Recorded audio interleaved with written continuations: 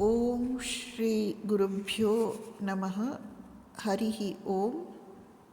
ಶ್ರೀಮಾತೆ ಶ್ರೀ ಶಾರದಾ ದೇವಿಯವರು ಹೇಳುತ್ತಾರೆ, ಈ ಮಾನವ ಶರೀರವನ್ನು ನೋಡು, ಇವತ್ತಿದೆ ನಾಳೆ ಇಲ್ಲ. ಪ್ರಪಂಚದ ತುಂಬ ದುಃಖ, ನೋವು. ಇನ್ನೊಂದು ಸಲ ಹುಟ್ಟಿ ಬರುವುದಕ್ಕೆ ಏಕೆ ಆತುರ? ಶರೀರ ಎಂದಿಗೂ ತೊಂದರೆಗಳಿಂದ ಬಿಡುಗಡೆ ಪಡೆಯುವುದೇ ಇಲ್ಲ. ಮನುಷ್ಯನ ಬುದ್ಧಿ ಎಷ್ಟು ಅಲ್ಪ. ಅವನಿಗೆ ಬೇಕಾಗಿರುವುದೇ ಒಂದು, ಅವನು ಕೇಳುವುದೇ ಇನ್ನೊಂದು. ಶಿವನನ್ನು ಮಾಡಲು ಹೋಗಿ ಮಂಗನ ಮೂತಿ ಮಾಡಿ ಇಡುತ್ತಾನೆ. ಆದ್ದರಿಂದ ಆಸೆಗಳನ್ನೆಲ್ಲ ಭಗವಂತನ ಪಾದ ಪದ್ಮಗಳಲ್ಲಿ ಸಮರ್ಪಿಸಿ ಬಿಡುವುದೇ ಒಳ್ಳೆಯದು. ಅವನು ನಮಗೆ ಯಾವುದು ಒಳ್ಳೆಯದೋ ಅದನ್ನು ಮಾಡಲಿ. ಆದರೆ ಭಕ್ತಿ ವೈರಾಗ್ಯಗಳನ್ನು ಕೇಳಿಕೊಳ್ಳಬಹುದು.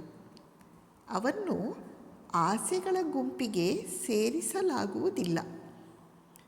ಒಂದೇ ಮಾತಿನಲ್ಲಿ ಹೇಳಬೇಕೆಂದರೆ, ಭಗವಂತನನ್ನು ಆಸೆಗಳಿಂದ ಪಾರು ಮಾಡು ಎಂದು ಕೇಳಿಕೊಳ್ಳಬೇಕು. ಏಕೆಂದರೆ ಆಸೆಯೇ ಎಲ್ಲ ದುಃಖದ ಮೂಲ.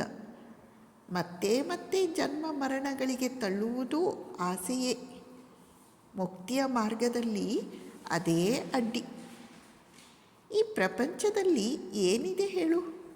ಈ ಜೀವನದಲ್ಲಿ ಏನು ಒಳ್ಳೆಯದಿದೆ ಹೇಳು? ಅದಕ್ಕೆ ಶ್ರೀರಾಮಕೃಷ್ಣರು ಕೊನೆಯಲ್ಲಿ ಕೇವಲ ಕಹಿ ಪದಾರ್ಥಗಳನ್ನು ತೆಗೆದುಕೊಳ್ಳುತ್ತಿದ್ದರು. ನಾನು ಅವರಿಗೆ ಸಂದೇಶ ಅಂದರೆ ಸಿಹಿ ತಿಂಡಿ ಕೊಡಲು ಹೋದರೆ ಅವರು ಹೇಳುತ್ತಿದ್ದರು, ಸಂದೇಶದಲ್ಲಿ ಏನಿದೆ? ಅದು ಮಣ್ಣು ಒಂದೇ.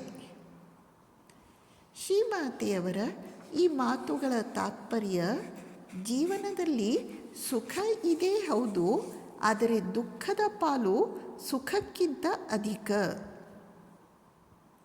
ಆದ್ದರಿಂದ ಈ ಜೀವನದ ವಿಷಯದಲ್ಲಿ ನಾವು ಆಸಕ್ತಿಯನ್ನು ಬಿಡುವುದೇ ಒಳ್ಳೆಯದು.